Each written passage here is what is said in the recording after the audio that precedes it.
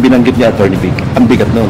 Magpalit ka man na magpalit ng iyong mga sekretaryo, kabinete, ang problema mismo ay ikaw. Ouch! Natumbang mo, kumbaga sa dart, double bullseye. Kahit anong palitan mo sa paligid mo, kung ikaw ang problema, ikaw ang problema. Ang sakit nun at ang saklap nun. Pero Marlon, may isang babae na tatawa-tawa ron sa gilid. Sino? Na napakamanid nun. Eh di yung asawa, nasabihin nun, alam mo bakit? O ano ngayon, dinaya ka naman namin. Diba? Hindi namin. Hindi, Marlon, wait lang, sige. Napag-usapan na rin lang naman natin ang Office of the Executive Secretary ni the People's Executive Secretary and the People's Senator na si Atty. Vic Rodriguez. Aba, pinengga ang Marcos kahapon, Marlon. Nakarinig, viral ngayon. Ano bang sabi niya? Magpalit ka man na magpalit ng iyong mga sekretaryo, kabinete, ang problema mismo ay ikaw. Ouch! Natumbang mo, kumbaga sa dart, double bullseye. May double bullseye ba? Meron, cherry yun, double points yun. Oh. Di ba sa bullseye kapag yung isang target, yung pinakasentro, doble puntos nun sa darts. namumuro na to si Atty. Vic, ha? Nakakuha ng slam dunk evidence, di ba? Tapos dinoble bullseye ang isang Marcos sa pagsasabi ng, alam mo yung tahasang pagsabi na ikaw ang problema. Kahit anong palitan mo sa paligid mo, kung ikaw ang problema, ikaw ang problema. Ang sakit nun at ang saklap nun. Sabi naman ng isang Crisette Chu, Marlon, no? Nirepost niya kasi nung nabasa ko kanina. Nakita Sabi niya, ko nga eh. ang sakit nito kung galing sa ex-best friend mo. Kung galing sa? Ex-best friend Sa ex. mo? Ex? Parang Lahat naman na galing talaga sa ex, Marlon, masakit. Ikaw, sige nga, balikan ko yung mga ex mo. Tawagan ko nga yung isang alam mo, Pam, ano kasunod ng ex? Why? Of course, when you become ex, you ask all the Kasi, why questions. Oh, yun Why? nga, yun, papasok. Hindi Bakit ba ako naging ex? jowa, boy? Bakit naging ex ka na lang? Why? Bakit sa akin mo tinitin? Bakit parang ako, Mark? Bakit ako? Akala mo lang ako. Pero meron. Ewan ko sa'yo, Marlon. Parang napakapanakit mo ngayong araw na to. Kanina ka pang Kasi umaga. pagka-ex, nararamdaman ng mga viewers natin na lagi kang may hugot. Hindi, Marlon. Kaya binabalik-balik ko yan. Tigilan niyo na rin kasi ako. Huwag niyo akong ibalik Pero sa nakaraan alam mo, ko. Pam, yung binanggit ni Atty. Vic, ang bigat nun. Ang saklap nun. Pero Kaya lang, Marlon, may isang babae na tatawa-tawa ron sa gilid. Sino? Na napakamanid nun. Eh di yung asawa, nasabihin nun, alam mo bakit? O ano ngayon, dinaya ka naman namin. Di ba? Hindi namin. Alam mo, to si Marcos, hindi talaga tao. Hindi siya talaga tao. Kasi, tingnan mo, ang isang Atty. Vic Rodriguez, na, alam mo yung tinindigan ka since 2016, ipinaglaban yung botong nawala sa'yo. Naniwala na akala niya hindi kayo tarantado. Naniwala na akala niya para kayo sa continuity na merong ginawang ganda ang mga Duterte.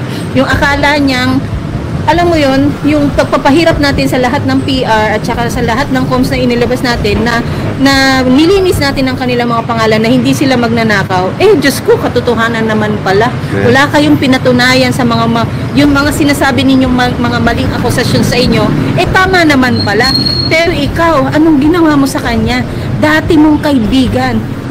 Kung sana ngang umalis sa pwesto para hindi ninyo tarantaduhin, para hindi madamay ang kanyang pamilya. Para mapagbigyan ng laya na yung pakikialam ng iyong asawa, di ba? Para hindi na lang din siya makipagbangga dun sa asawa dahil pagdating sa magkakaibigan at asawa na ang issue, isakripisyo na lang natin yung atin, wag lang kayong masira, di ba? Totoo yan. Lalo kung yung mga anak nakikialam na rin. Tapos anong ginawa mo?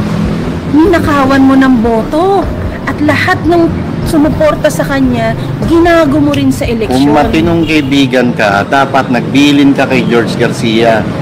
Huwag niyong dayain ng Vic Rodriguez, huwag niyong pakialaman ng boto niyan. Hayaan natin siyang manalo ng organiko at manalo ng totoo o matalo ng katotohanan. Hindi yung matatalo yan dahil talagang inoperate nyo, pinawasan nyo ng milyon-milyong boto.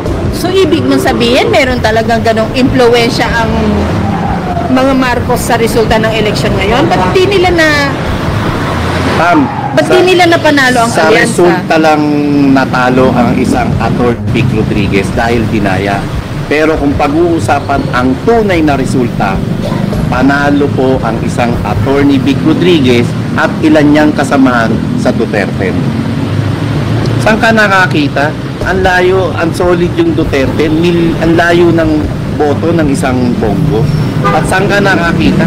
Biglang-bigla o hindi pinag-uusapan ang isang Bam Aquino, nag-number 2. Alam mo Marlon, no? Sa isang private session po with Attorney Glenn Chong, grabe. Iba rin ang Okay, dedication Attorney nitong Attorney Glenn Chong na to sa pag-aaral niya. Hindi lang siya yung nagdadadakdak. Talagang makikita mong inaral niya ang sistema, inaral niya ang numero. Kasi ano man i-click namin sa Comelec website, kapag sinabi niya, tignan nyo to, o kayo mamili, o sige, kayo namili niyan, hindi ako tignan nyo yung numero niyan, divisible by 12. Diba? Kasi pagka-over, kaya tinawag hanggang 12 po para napakasimple paliwanag ko. 12 yung boboto natin. Pag umabot ng 13, 14, hindi mo babasahin machine dahil Overvote. votes. Ngayon, pagka 30 ng binoto mo at lumagpas, dapat hindi mo siya ma-divided by 12. At hindi mo babasahin ang under 12 kung halimbawa ang pinili mo lang is siyam na senators Oo.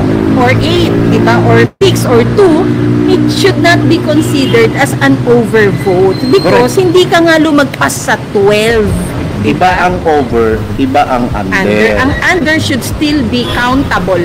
Tama. Quantitatively, dapat mabilang yan sa Mabibilang, boto. kahit regardless kung isa, dalawa, Yes. tatlong Kung senador nag-single ka ng vote ka, binoto mo, di kung ba? nag-single vote Dapat ka, ma-count okay yan. lang, dapat Kaya lang ma-count. para magkaroon ka ng 16M na overvote. Overvotes and pinakamataas yun pa sa kasaysayan. Sana andito ba makita ko Kasi, at saka yung 16M na yun, kung bubuksan natin yun, at tingin natin talaga na hindi totoo yun, kung papayag lang ng isang George Garcia, ang laking epekto nito para magbago yung ranking at makapasok yung mga nasa ilalim. At ito rin ang tunay na magiging dahilan para makapasok yung Duterte. Totoo. Na takot silang pabuksan dahil alam nila na andun nila kinalikot ang numero ng mga kalaban. Tapos nang kumain. Wait lang. Hindi, ano lang ako yung overvotes pa. 16 or 18? Noong 2010, yung 2010, panahon to, nung kay Pinoy. 17. Oo. Ang estimated Half million. po overvotes lang po ay 530,000 votes. Half million lang. Noong 2013, midterm, 674,945 ang overvotes lang po. Noong 2016, ito na yung kay PRRD, 960,000. Wala pang 1 milyon noong 2016. Tapos noong 2019, 1.170 million votes ang overvotes. Noong 2022, 1.130. Ito, catch. Itong panahon ni Marcos, 2025 midterm elections, ang overvotes ay 17,028,780 votes. Garapal, isipin mo, 17 milyon, sabay-sabay nagkamali. 17 milyong Pilipino ang nagpakatanga nung araw na yon, nung naging tanga nung araw na yon para malagpasan nila yung 12 boto. Nakita mo yung jump ng number, Marlon? Ganyan din naman yung, kung titingnan mo, ganyan din naman yung jump ng increase ng budget every year sa panahon ni Marcos. Tama ka dyan. Diba? Tama Kahama ka dyan. ng loko. Tama ka Diba? dyan. Basta numero talaga meron silang pagkaano, no? May pagka magnanakaw talaga, no, Marlon? Sa totoo lang, hindi na kayo nakakatuwa, hindi na kayo makapilipino, no? Hindi na makataho. At walang revamp or anything ang makakapagpakuti ng inyong administrasyon kung unang-unang nakikialam sa'yo yung kasiping mo sa gabi. Baka hindi mo na rin kasiping, basta yun nandyan pa rin na permanente sa tabi mo. Hindi pwedeng laging nakikialam ang mga asawa. Kaya sa susunod sa 2028, make sure na ang iboboto niyo yung presidente, walang pakialamerong asawa. Sa totoo lang. O pwede rin naman yung walang asawa. Oh, tapos wala lang pakialamerong jowa, ha? So, may mga kasi iba dyan, jowa pa lang, atribida na, Marlon. Balikan natin si Sa totoo courtesy lang. resignation. Huwag natin kalimutan yung courtesy resignations nung 18 police colonels and police generals Si na Apolos pinag-resign dahil daw, ang weak talaga ng commander-in-chief, ang weak talaga ng presidente, dahil daw may mga general na raw at may mga police colonels na raw ang sangkot, protector o sila mismo ang pasimuno ng pagpapakalat ng ipinagbabawal na G. After 3 years, ano na po ang nangyari doon sa 18 police colonels and police generals? May pinangalanan ba sila? Tulad ng sabi ko, ikaw presidente ka, kaya mong maglatigo, kaya mong ikaw mismo ang kumastigo. Hindi nga, Diba? courtesy resignation lang ang kaya niya. And ano nangyari? Di ba? Sana masalansan pa natin ng todo ang isyong ito. Babalikan ho natin definitely because it is a developing story up to now. No, we don't know yet who really tendered, whose resignation was accepted, whose resignation was declined and all. No, we will see hanggang ngayong hapon.